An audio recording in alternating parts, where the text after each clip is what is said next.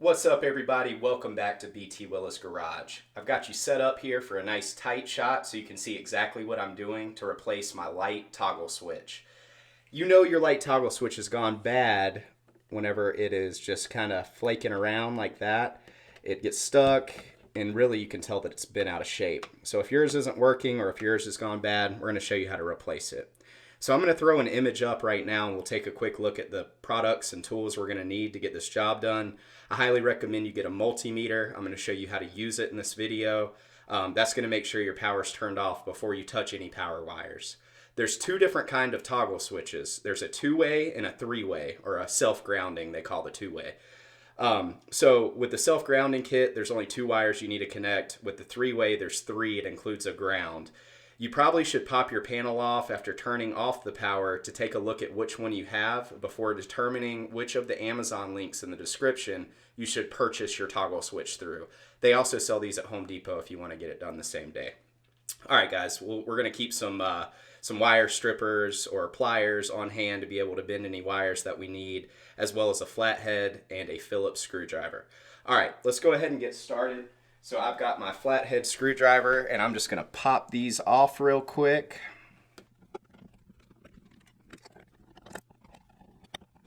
Now that we have those off, if you have a dimmer switch knob like I do, you'll just simply pull that off and the plate will come off.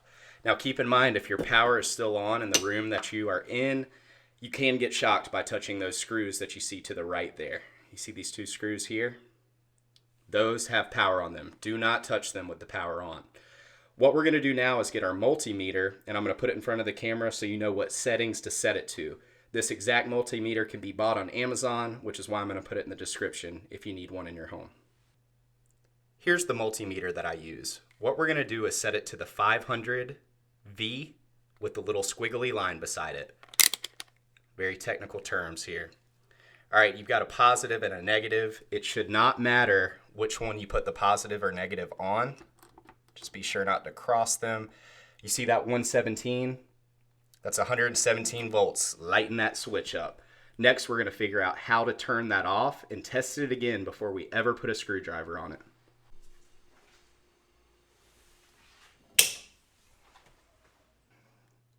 So I know it looks a little darker now, but bear with me. We are going to hook it up. We have 0 volts now, which means it's safe to work on. All right, the next step is going to be to get your Phillips screwdriver.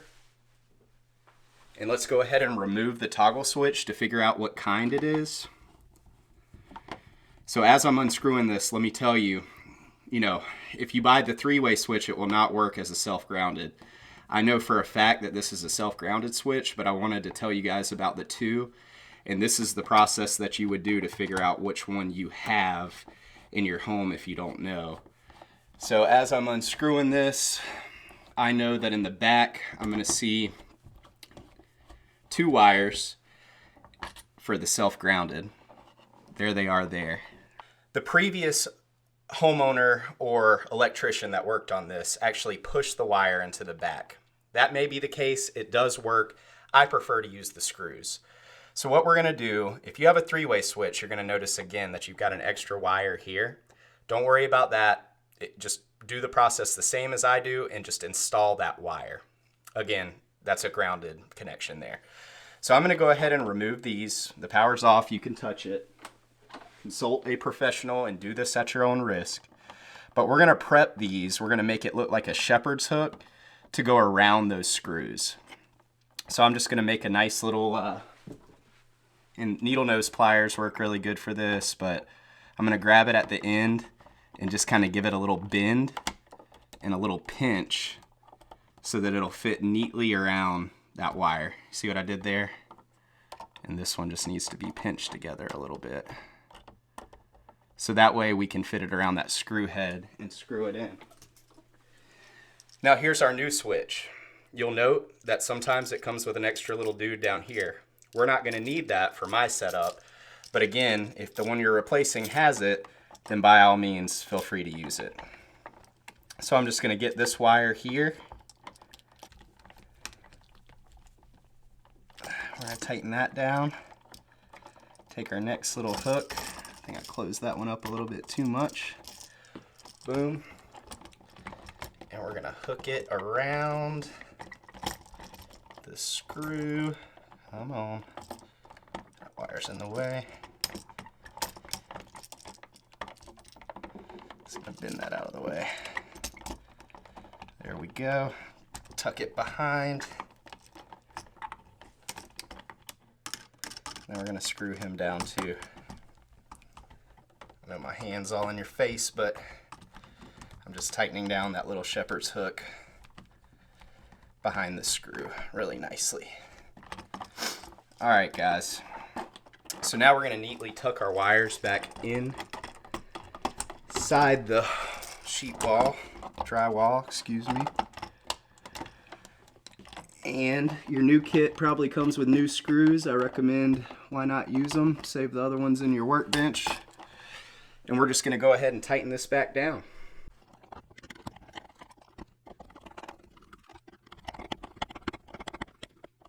Now that we have the toggle reinstalled into the drywall, what we're gonna do is test it out.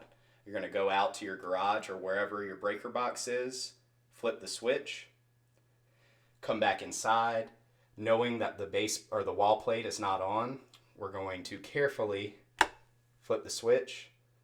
You see that closet light in the left turning on and turning off? Everything's working, it was installed properly. So now it's time to put the wall plate back on. So upon inspection, I don't know if you can see that here, but there was actually a crack in my wall plate. Just kind of looks ugly, so I went ahead and popped on Amazon. I'll put a link in the description to a new wall plate as well, but I went ahead and picked one of these up too. So next, what we're gonna do is reinstall the wall plate and then reinstall the knob if you did take off any kind of knob for an adjustable switch. Well, there you have it, ladies and gentlemen. A working, brand new on-off switch, toggle switch. Our dimmer still works, we're in good shape. Hey, if you enjoyed this video, leave it a like. Leave me a comment and if it helped you out. And something you can do for the channel to support us is buying your products through Amazon. If you need a toggle switch, they're like $3.50 on Amazon. We make a very, very small commission off of that. So it takes a ton of people to pay for the content that we produce to buy through the links. But just wanted to mention that. Feel free to support the channel and buy stuff on Amazon through our links if this video helped you out. Thanks for checking out BT Willis Garage. We'll see you next time.